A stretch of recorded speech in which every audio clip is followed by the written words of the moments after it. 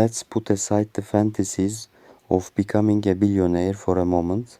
Today, we're going to talk about a very specific number, $20,000. To a Wall Street investor, this amount might just be the cost of the wine at their dinner. But if you ask Warren Buffett or his partner Charlie Munger, they will tell you this. The first $20,000 is the most difficult, the most defining, and the most critical sum of money in your entire life. Why not $10,000? Why not $50,000? Because at the intersection of physics and finance, there is a concept known as escape velocity. Think of a rocket. It burns 80% of its fuel just to lift off from the ground, trying to overcome that massive gravitational pull. Once it reaches the vacuum of space, even a tiny nudge is enough to keep it moving. In the financial world, the zone between $0 and $20,000 is your gravity well. In this zone, you aren't just moving forward, you are fighting for your survival. Today, we are going to talk about how to climb out of this well and why everything changes fundamentally once you pass that $20,000 mark. Let's face a harsh reality. When you have no money, the cost of living in this world is actually higher. Buffett calls this the gravity of poverty. Imagine you have only $1,000 in the bank, your car breaks down, and the repair bill is $500. This isn't just an expense, it means you might not be able to pay your rent this month. Perhaps you are forced to take out a high interest loan. The moment you take that loan, you enter a debt spiral. Banks charge you maintenance fees because your balance is too low. Your landlord charges you penalties because your rent is late. Because you can't afford high quality shoes, you buy cheap, low quality ones every year, and in the long run, you end up spending more money.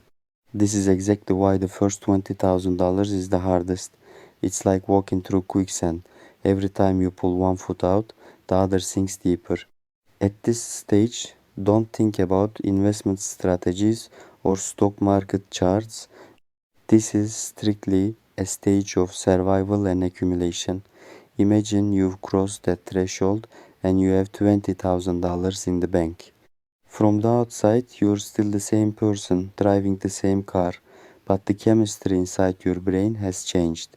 We call this the power of refusal. Why do most people live like slaves at work? It's not because they lack talent, it's because they lack the capital to say no. Let's compare IKEA employees. Ahmet has zero savings, while Mehmet has $20,000 set aside. When the boss comes in and says, "You're working this weekend for free," Ahmet's cortisol levels skyrocket. He thinks, "If I refuse, I'll get fired. How will I pay rent?"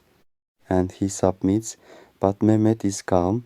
He can tell himself, "Even if I get fired, I won't go hungry for a year." This money buys you your dignity. If you don't have the luxury to walk away, you can never truly negotiate at the table. More than just money, $20,000 is a bulletproof vest for your character. Einstein defined compound interest as the eighth wonder of the world. But there is something most people fail to understand. Compound interest requires a critical mass to work. Just like a nuclear reactor, if you don't have enough uranium, the reaction simply won't start. Let's do a simple calculation. Imagine you are a brilliant investor and you earn a 10% return a year. If you have $1,000, your gain is $100. This money disappears in a single dinner. It makes no structural change to your life. However, if you have $20,000, a 10% gain is $2,000. For many families, this is an entire month's salary or a full month of rent. This is where the magic begins. You are no longer fighting alone. You have an invisible partner by your side who doesn't eat, drink, or sleep. Your money. While you sleep, it earns your month's rent for you. $20,000 is that first solid snowball.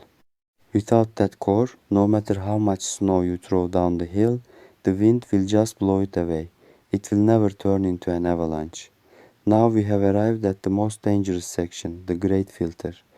Most people actually manage to see $20,000 all at once at least once in their lives, but why are they still poor?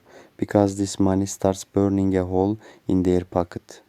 After 3 years of sacrificing and saving every penny, their brain begins to whisper, "You worked so hard, you deserve a reward."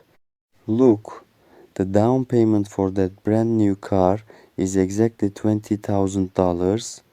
This is financial suicide. The moment you buy that car, you have effectively slaughtered your newly hatched golden goose.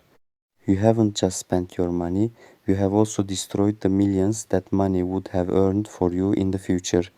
Furthermore, with higher insurance, taxes, and maintenance costs, you have imprisoned yourself back in that gravity well.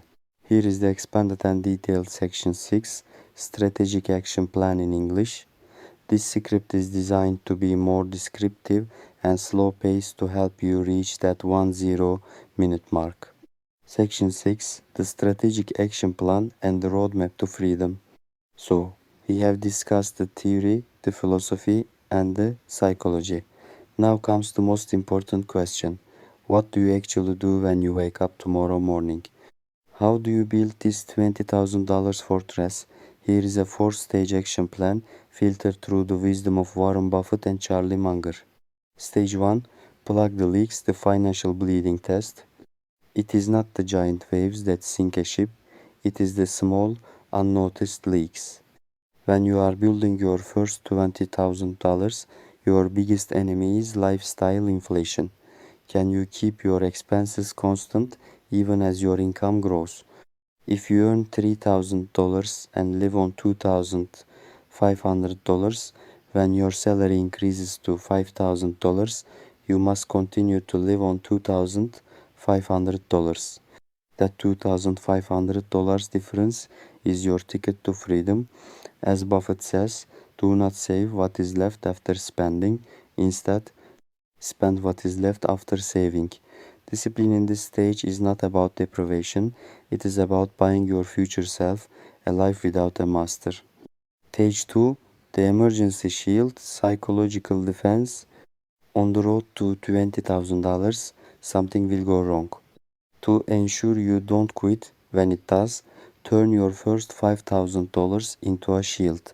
This money is not for investing, it is strictly for peace of mind.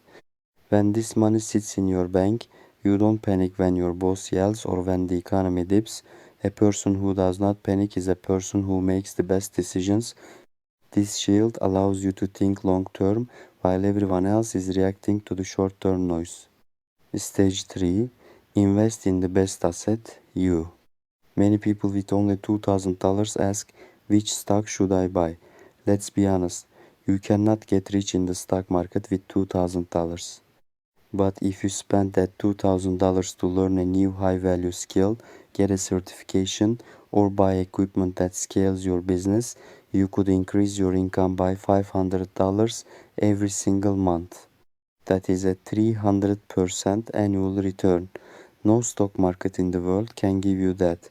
Until you hit the $20,000 threshold, your greatest asset is not your bank account, it is your brain. Use your capital to increase your earning power first.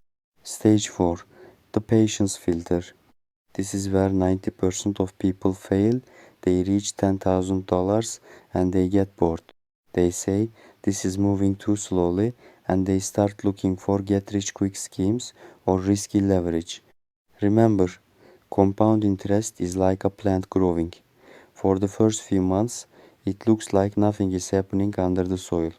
But once the roots are strong enough, you wake up one morning and see a massive tree. You must pass the boredom test to reach the wealth phase. Conclusion: the first day of freedom. $20,000 will not make you a billionaire overnight.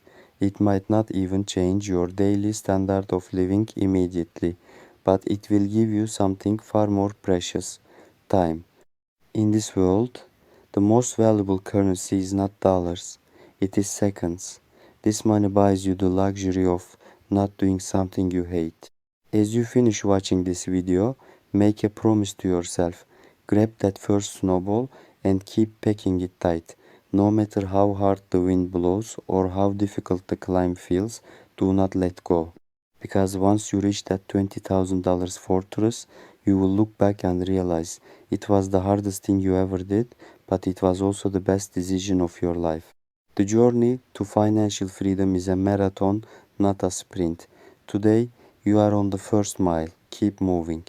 Thank you for watching, and I will see you in the next episode. See you in the next video. Don't forget to subscribe to our channel.